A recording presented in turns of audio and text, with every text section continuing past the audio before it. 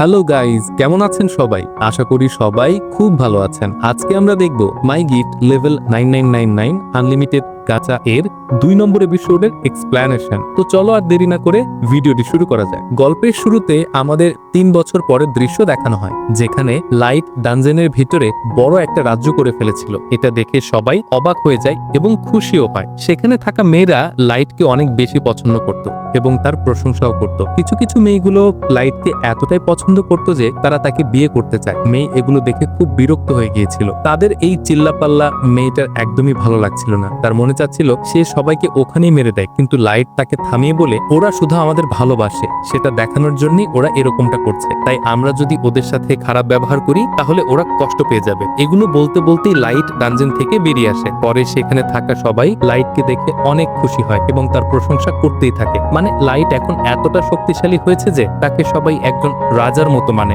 আর গত 3 বছরে জনসংখ্যা এতটা বৃদ্ধি পেয়েছে যে লাইটকে পুরো সিস্টেমটাকে আবার নতুন করে তৈরি করা লেগেছে। লাইট তখন মেয়েকে জিজ্ঞাসা করে আমাদের যেই পুরনো মেম্বারগুলো এখন কি করছে। মেয়ে বলে মাস্টার সবাই তাদের নিজের মিশনে বেরিয়ে পড়েছে। আয়োকি এখন অ্যাবিসের উপরের অংশের হেফাজত করছে এবং একটা মানচিত্র তৈরি করছে।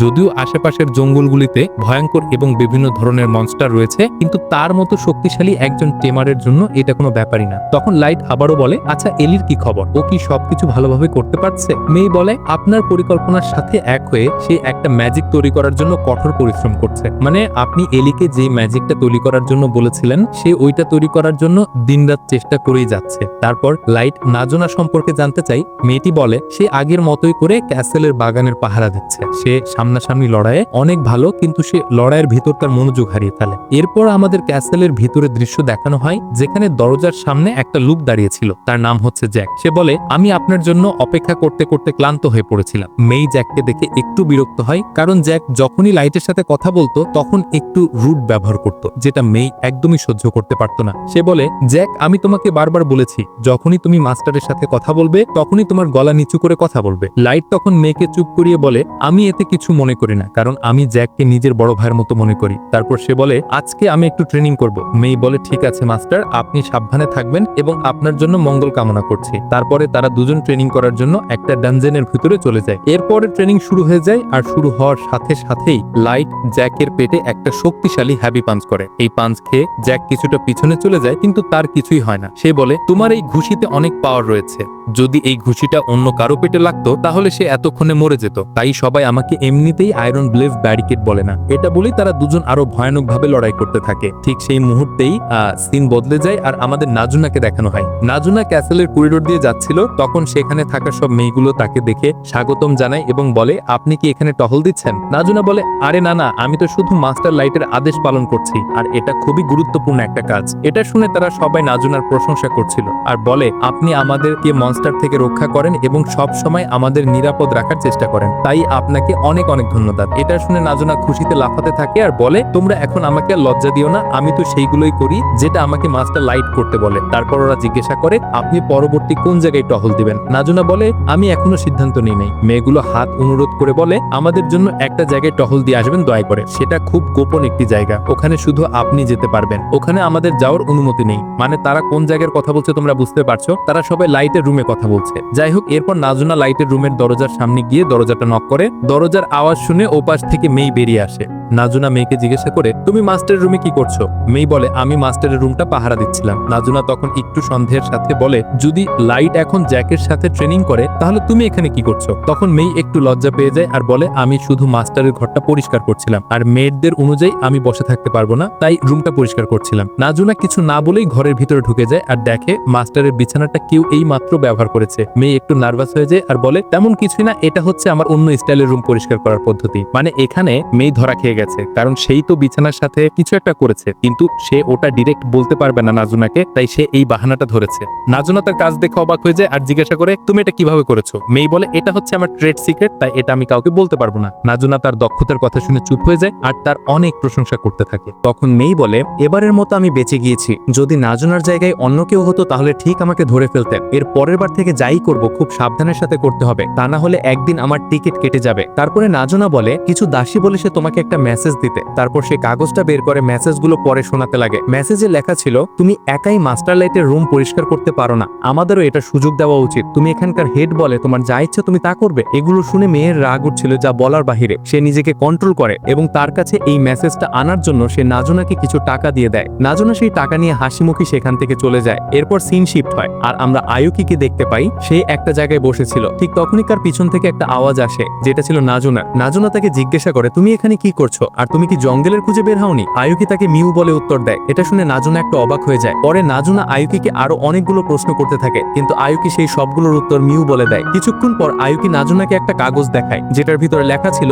কোনো ধরনের মনস্টার পাওয়া যায়নি। সে মেয়ের দেওয়া মানচিত্র সম্পূর্ণ করে এখন শুধু রিপোর্ট দিতে এসেছে। এটা দেখে নাজুনা আয়ুকির পিঠে কয়েকটা থাপ্পড় দিতে থাকে আর বলে, শুধু এই ব্যাপার আমাকে আগে বলবে না? তারপর নাজুনা তাকে বিদায় জানিয়ে সেখান থেকে চলে যায়। পরে আমরা আবারও নাজুনাকে দেখতে পাই, সে লাইটের সিংহাসনের উপরে বসেছিল আর বলে, যদি মাস্টার লাইট এখানে থাকতো তাহলে কত ভালো হতো। ঠিক তখনই সে কিছু একটা আওয়াজ পায়। সে দেখে তার শক্তির কারণে সিংহাসনের একটা মূর্তির পুতুল ভেঙে যায়। সে এটা দেখে খুব ভয় পেয়ে যায় আর কোনোভাবে সেটা লাগিয়ে দিয়ে ওখান থেকে পালিয়ে যায়। দৃশ্যটা আবার লাইট এবং জ্যাকের লড়াইয়ে ফিরে আসলো। অনেকক্ষণ লড়াই করার পর জ্যাক বলে, অনেক হয়েছে, এখন আমরা এটা বন্ধ করে একটু রেস্ট করতে যাই, তুমি কি বলো? এটা শুনে লাইট তার কথা মেনে যায়। তারপর আমরা দেখি দুজনেই হট স্প্রিংয়ে গোসল করতে থাকে। তখন জ্যাক খুব খুশি ছিল আর নিজের মাস্টারের সম্পর্কে অনেক প্রশংসা করতে লাগলো। মানে তুমি এখন নিজের শরীরকে অস্ত্রের মতো ব্যবহার করা শিখে গেছো। খুব কম মানুষই আছে এখন তোমার সাথে লড়াই করে জিততে পারবে। এটা শুনে লাইট অনেক খুশি হয় আর তাকে ধন্যবাদ জানায়। এর পরের দৃশ্যে আমরা দেখি মেই এবং সেখানে থাকা সব দাসীগুলো একটা রুমের ভিতরে ছিল। তারপর মেই ওদের জিজ্ঞাসা করে, তোমাদের ভিতর থেকে কে ওই চিঠিটা লিখেছিলে? তারা সবাই ভয়ে কিছুই বলে না, চুপচাপ হয়ে থাকে। পরে ওই চিঠিটা মেই নিজেই ওদের পড়া শোনায়। তারা চিঠিটা শুনে হতবাক হয়ে যায়। তারা ক্ষমা চেয়ে বলতে থাকে, আসলে আমরা খারাপ কিছু আপনাকে বলতে চাইনি, মানে আপনি সবসময় বেশি কাজ করেন তো, তাই আমরা ভেবেছিলাম আজকে আপনার কাজ করে দেব।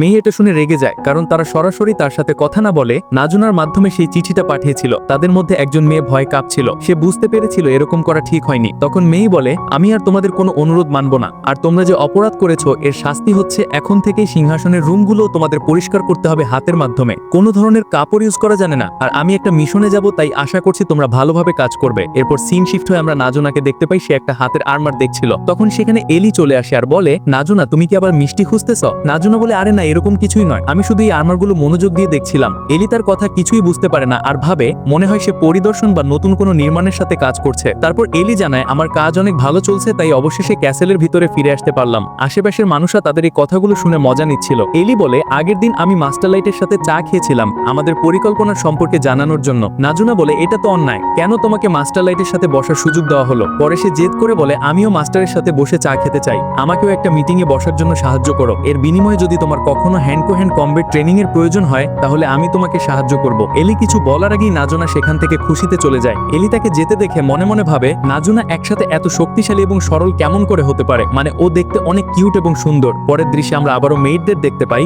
যেখানে তারা বুঝতে পারছিল না যে তারা কি এমন অপরাধ করেছে যেটার কারণে মেই এতটা রেগে আছে। তারা মনে করে মেয়ের ম্যানেজমেন্টে কোনো সমস্যা রয়েছে। তারা সবাই চাইতো মাস্টার লাইটের রুম পরিষ্কার করতে, কিন্তু মেই তাদের এটা করতে দেয় না। তারা জানতো মেই ছিল প্রথম মেইড যাকে মাস্টার লাইট সামন করেছিল, আর আয়ুকিকে সামন করতে 3 মাস লেগেছিল। এর মানে এই 3 মাস ধরে মাস্টার এবং মেই একা ছিল। তোমাদের দুষ্টু মাথার ভিতরে এখন যে কথাটা ভাবছো, আমিও সেম এই কথাটাই ভাবছি।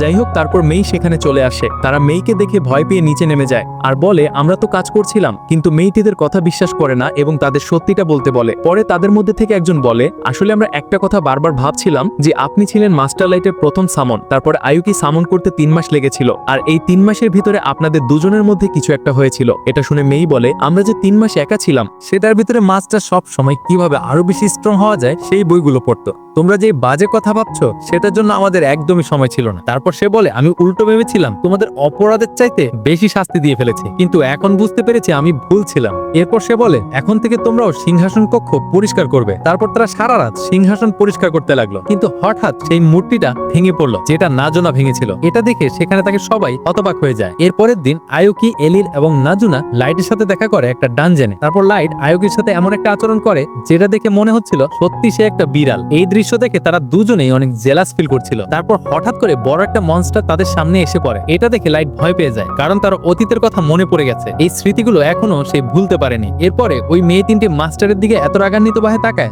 যেটা দেখে মনস্টার চুপচাপ ওখানে বসে পড়ে। তারপর লাইট সামনে এগিয়ে আসে এবং তাদেরকে শান্ত করায় আর বলে এই মনস্টারটাকে মেরো না। তখন তারা জিজ্ঞেস করে কেন এই মনস্টারটাকে মারবো না, আর আমাদের এখানে কেন ডাকা হয়েছে। তখন লাইট বলে আসলে আমি মেয়ের কাছ থেকে একটা তথ্য জানতে পেরেছি, যেটা আমাদের অনেক কাজে লাগবে ভবিষ্যতে, আর আমি তোমাদের উপর ভরসা করছি। এটা শুনে মেয়েগুলো অনেক খুশি হয়। তারপর লাইট তাদের সবাইকে নিয়ে সামনে এগোতে থাকে আর বলে এখন থেকে শুরু হচ্ছে আমার প্রতিশোধ নেওয়ার সময়, যেটার জন্য আমি 3 বছর অপেক্ষা করেছি। এরপর আমাদের সেই বিস্ট ইফেক্টদের দলের দৃশ্য দেখানো হয়, যারা মানুষের সাথে খারাপ ব্যবহার করছিল। আর এখানে ওই বিস্ট ইফেক্টও ছিল, যেটা লাইটকে মারার চেষ্টা করেছিল। আর এখানেই 2 নম্বর এপিসোডটি শেষ হয়ে যায়। তো ভিডিওটা কিরকম লেগেছে আর একলেনটা কিরকম হয়েছে তা অবশ্যই কমেন্টে জানিও।